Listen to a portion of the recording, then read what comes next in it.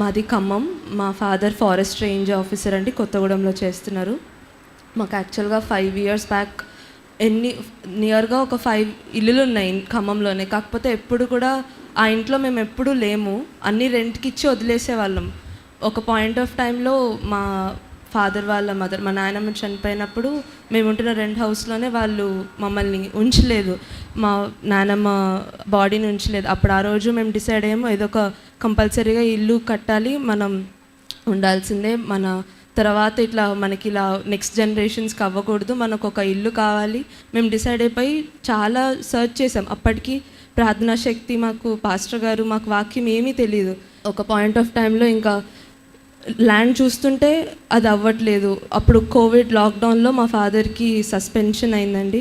Daddy suspension ఎలా ఏంటి అని ఆలోచిస్తున్నప్పుడు టీవీలో మమ్మీ రోజు వాక్యం వింటూ ఉంటారు టీవీలో. కాకపోతే ఫస్ట్ టైం ఆ టైంలో ఎలా వాక్యం వచ్చింది, పాస్టర్ గారు ఎలా అవుట్ ఆఫ్ నోవేర్ అపియర్ అయ్యారు ఏమీ తెలీదు. వాక్యం ద్వారా ఆ రోజు మాట్లాడారు, మీ కోర్టు సమస్యల్ని, మీకున్న కేసు అంతటినీ దేవుడు కొట్టివేస్తున్నారని అన్నారు. ఆ రోజు మేము అనుకున్నాము, అసలు ఎవరి దైవజనులు, మన ఇంటి పరిస్థితి ఆయనకు తెలీదు, మనకి వాక్యం ఎలా వచ్చింది అని.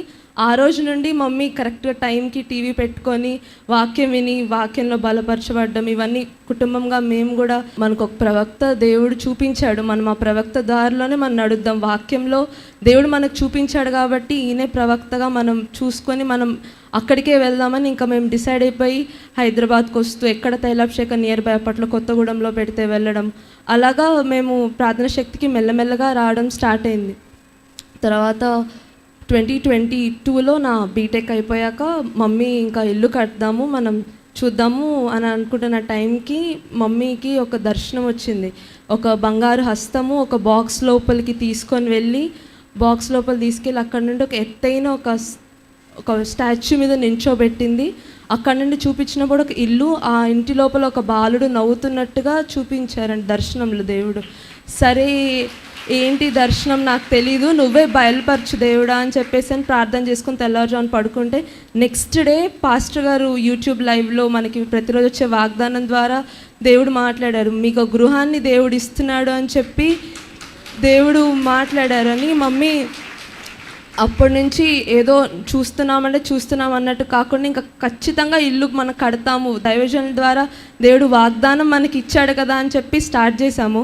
స్టార్ట్ చేసినప్పుడు లోన్ ప్రాసెస్ కూడా మాకు డాడీకి ఉన్న సర్వీస్కి అరౌండ్ 60 lakhs కంటే ఎక్కువ ఇవ్వలేం మేడం, మీకు చూసుకోండి అని చెప్పేసి అన్నారు.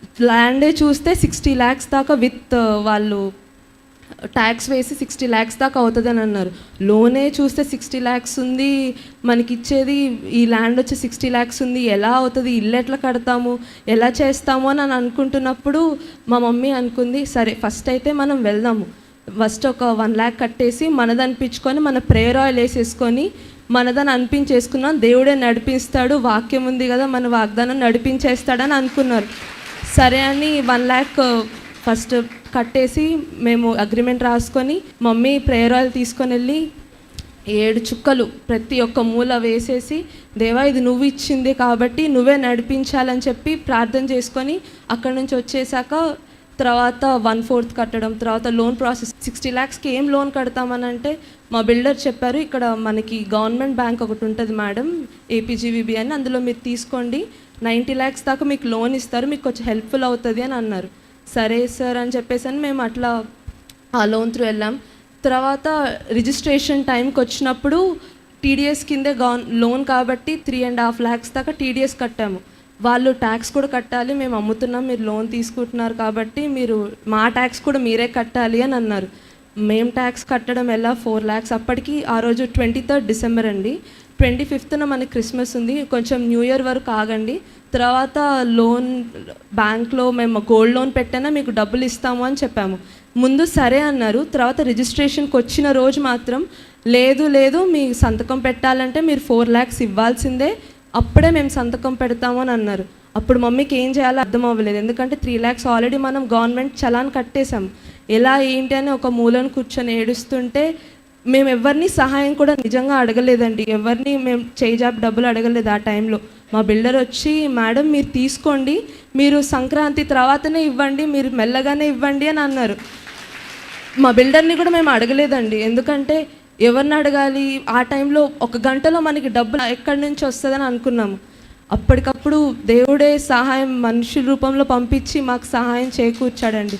ఆయన వాగ్దానం ఇచ్చింది అప్పటి నుండి ఇప్పటి వరకు మా ఇల్లు కంప్లీట్ అవ్వడానికి వరకు దేవుడు ఎంతో సహాయం చేశాడు.